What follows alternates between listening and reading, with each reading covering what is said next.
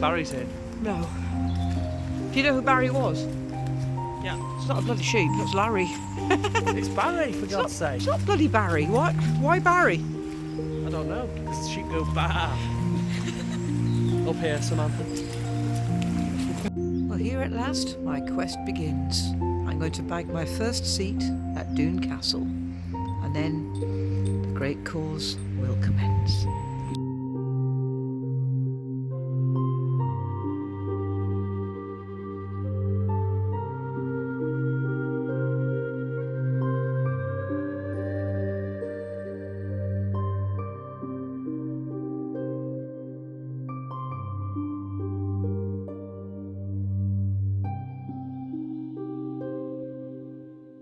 Hello, darling.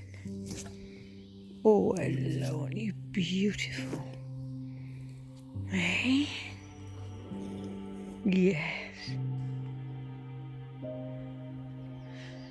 This poor thing had been caught up. He got his horns caught up in the rope here. So I've just freed him off. Isn't he beautiful? Eh? Gorgeous. Are you free now? You are, you're lovely, aren't you? You have a good old scratch. Eh? Don't get caught in the rope again, Jesus. Hey. You're beautiful, the size of your head compared to my hand. You're gorgeous. Yes, you are. Yeah. That's a bit of rope it had got its horns stuck in, but now it's not moving. Probably thinks it can't. Not the most intelligent of beasts, but by golly, they're beautiful.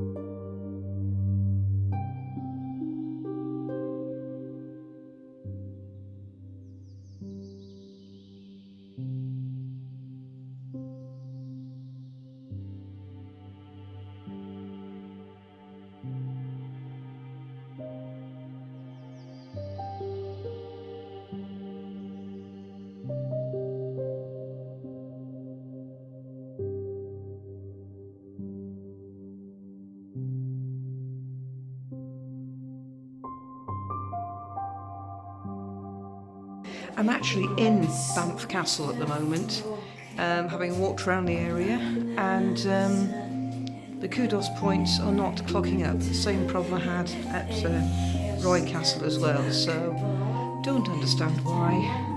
So I really am visiting these areas and not getting my kudos points. So a bit disappointed so far.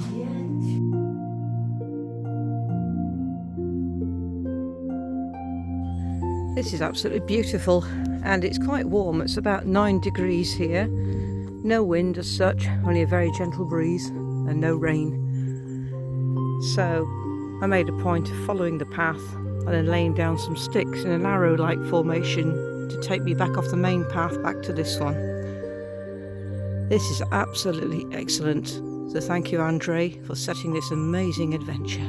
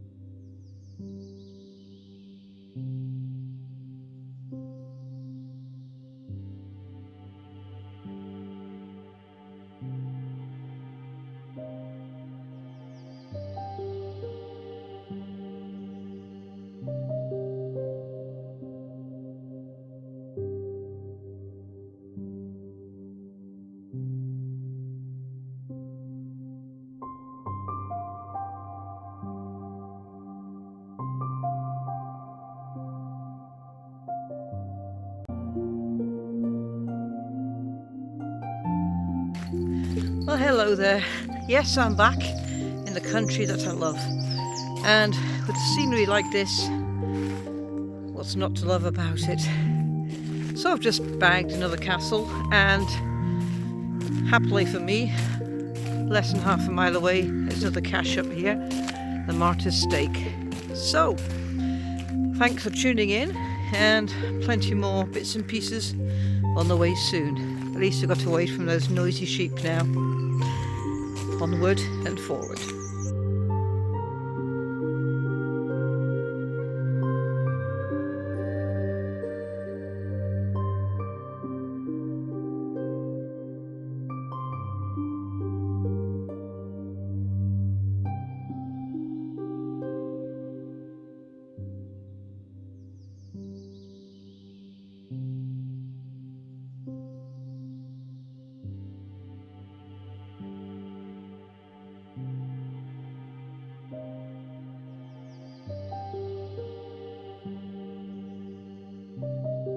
Almost at the castle. The sea is like a mill pond and the castle is just there. I've got a bit further to go and I think we've got companions. One or two have decided to follow us, but I don't care. Pokey stick, what more do you need?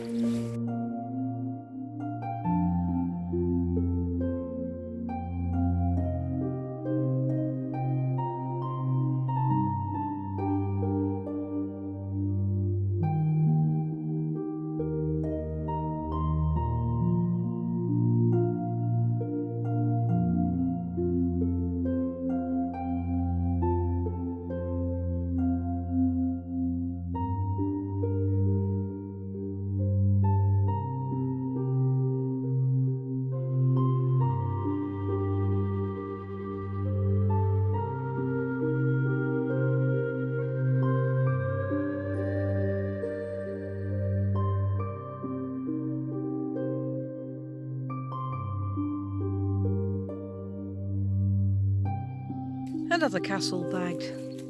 The ruins are right over there and I've had to come all the way over here for both phones to kick in, but to be honest, it's a nice refreshing break as it's lovely and cool here after a long hot drive all the way from Cruggleton Castle. This is now Cavers Castle, almost the other side of the country. Ah, there's the car. It was an interesting drive up. As the little road pitted away to a gravel lane thing, and I wasn't sure whether it was still drivable, but the trusty Kia managed to get me up. So back to the car and see where else I can fit in time-wise before I have to go home, as I've got a filling at the dentist tomorrow morning and I can't say I'm dying to go back there. And there you go, that lumpy bit over there, Cavers Castle.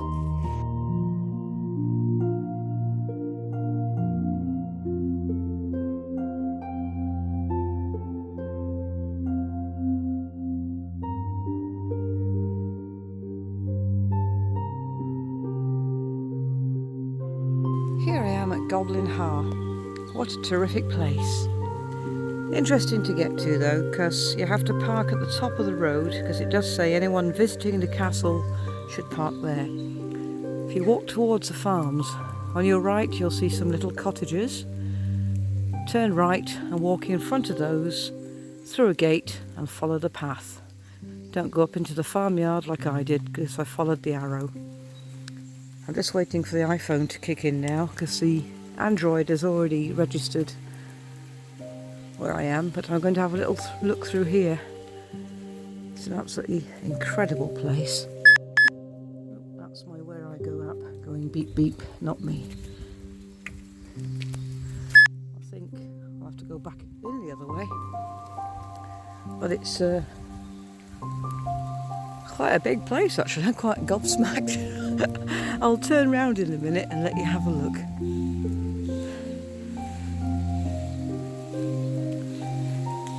Well tucked away. So, let's see if I can walk back again, because this thing's now saying it's half a mile away. My iPhone's just gone. So, let's have another look. You watch, I'll probably end up falling on my arse and smashing my phone because I'm like that. Whoops, a daisy, and carefully does it, she says. These little steps going down there. I don't know whether that was a bit of a moat or something, but like it held water. And it must have been a fair size in its time, judging by the outer walls.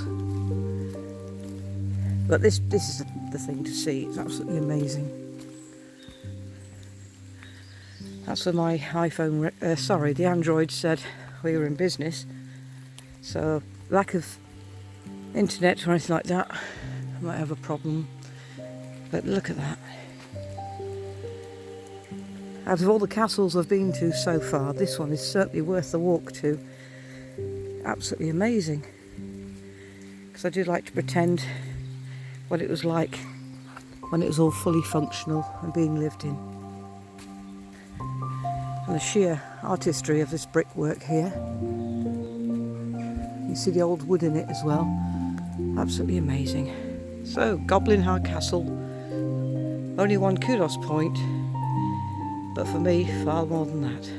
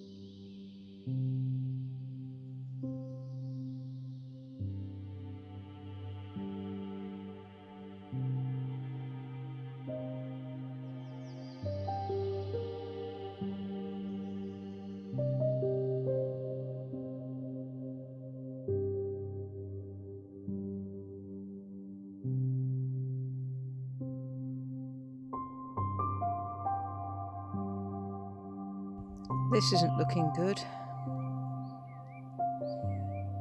Big ditch. Big climb up there. Oh, please tell me I don't have to do that. Well, this is really quite upsetting for me because it's been a very hectic 3 days. A lot of driving, a lot of hours on the road.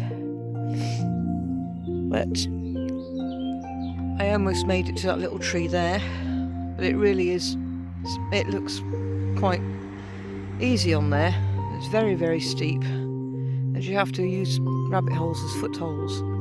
I just could not get any further as it got to the steep bits at the top and had to come back down on my backside. And when you see all the brambles and nettles around here, you can imagine the swearing was quite profuse.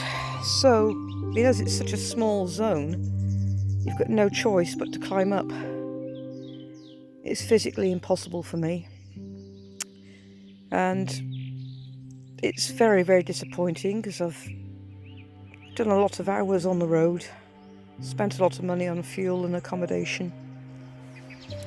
And I was hoping to end the day on this one, which I'm having to do, but not in the way I wanted to.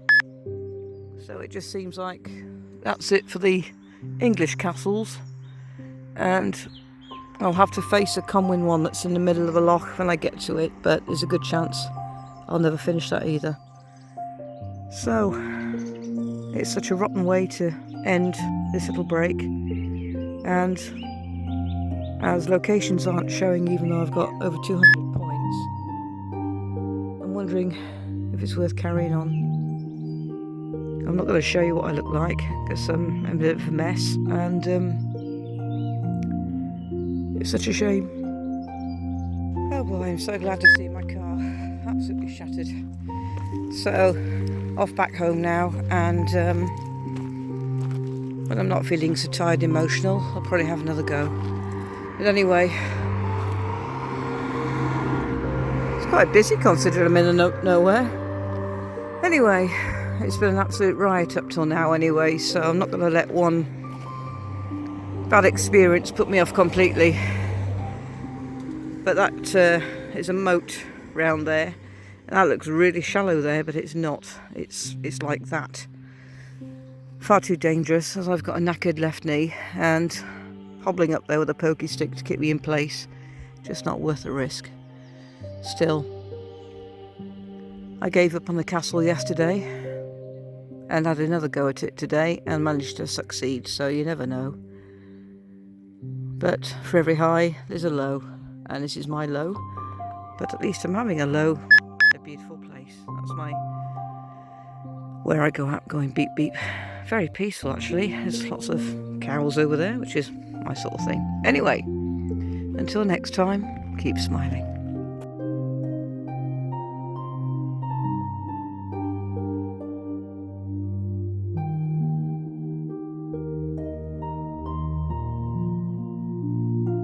Lucas Village. I remember coming shopping here on a Sunday and not realising they didn't sell toilet roll or indeed alcohol on a Sunday, so it's really weird to be back here after some 25 years.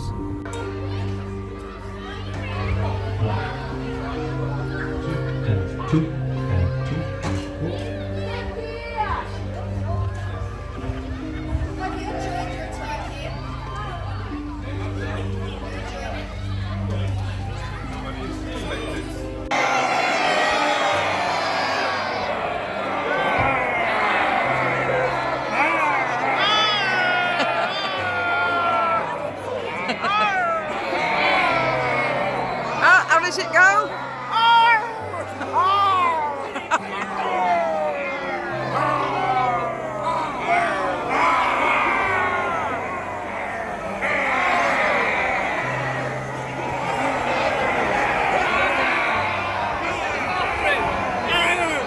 Need to shuffle that way.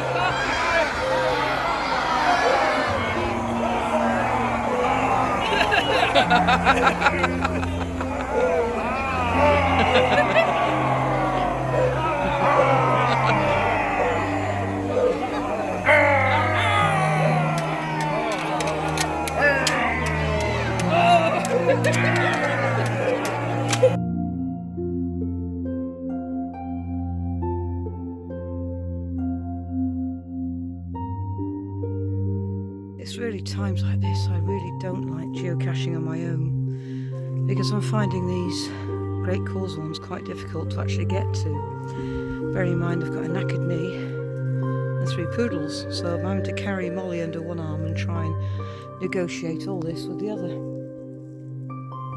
Oh, it was only that simple that they're off footpaths and that and easy to get, but no. So I've done 3 today. The last one at the William Wallace Memorial near damn killed me. And this one, I just can't work out where the path's gone or how to get to that tree. I was hoping to get the 4 up here done this evening before it gets dark, but it's not looking likely. I just hope I can get them done. Be a shame if I can't, but on the bright side it's a nice view while it's still light.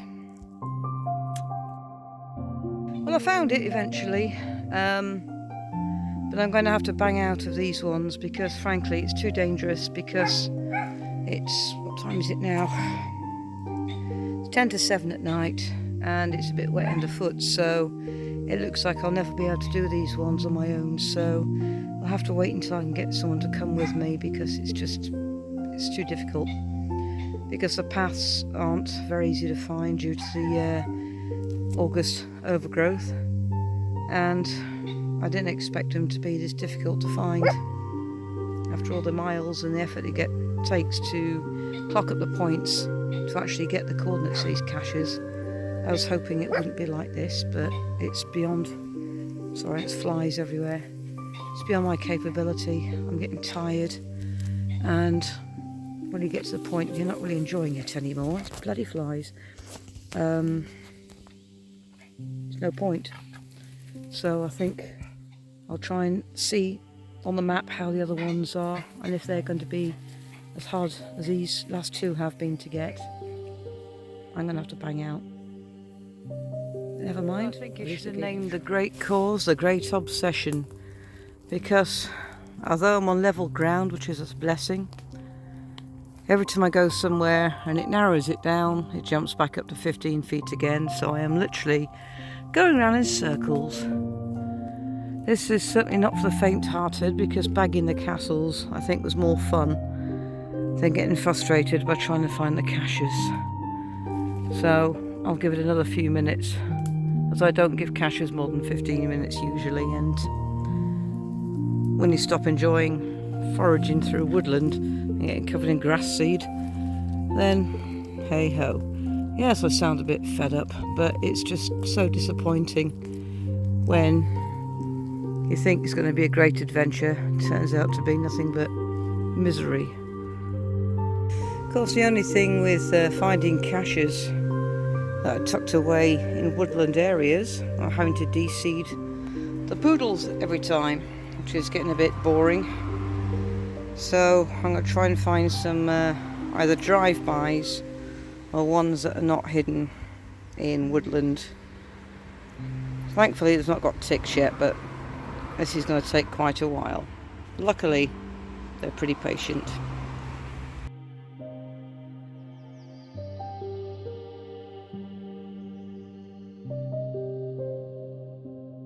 Well, having escaped the hurly-burly of Edinburgh, which I did not find particularly pleasant to drive through, in fact it ranked number 2 in my 3 worst cities in Britain, or should I say the UK, to drive through. London being number 1, obviously, Edinburgh 2, Dublin 3.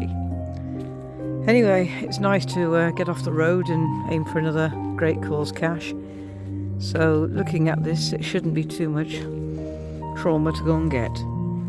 And it's a lot cooler here than it was in Edinburgh, so for the dogs and I, that's a bonus, as it's not even raining, which is a double bonus. So, it's having a peaceful stroll now.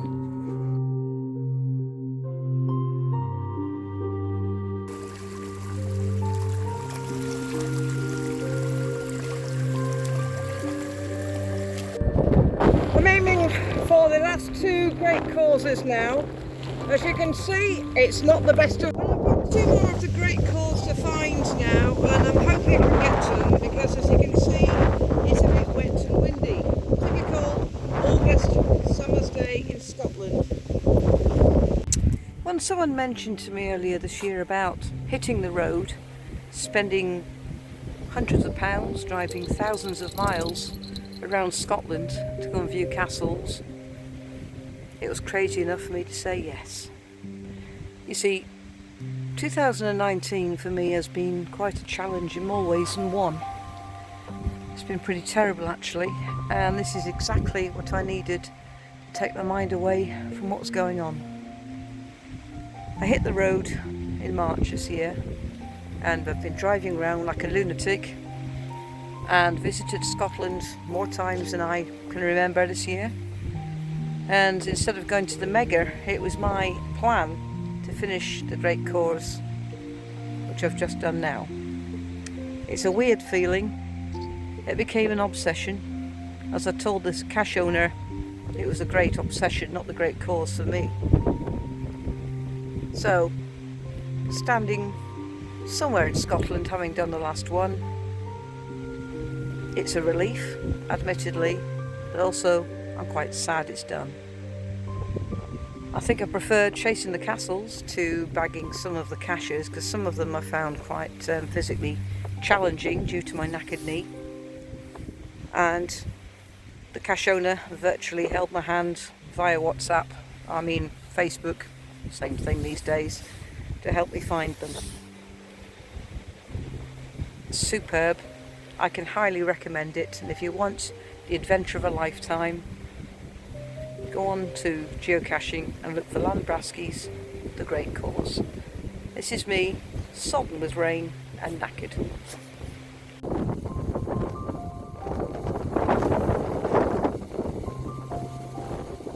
Would you believe this? After what I've been battling through today, leaving my hair a beautiful style, I must add, looking windblown and interesting, I am so glad of that. It means I can go out to play once I get back in the car now. and take off my summer wear of raincoat and wellies. Okay, let's go. The dogs have been fab. They wanted to carry on with me, so they have done that, and woohoo! I've completed it. Woohoo!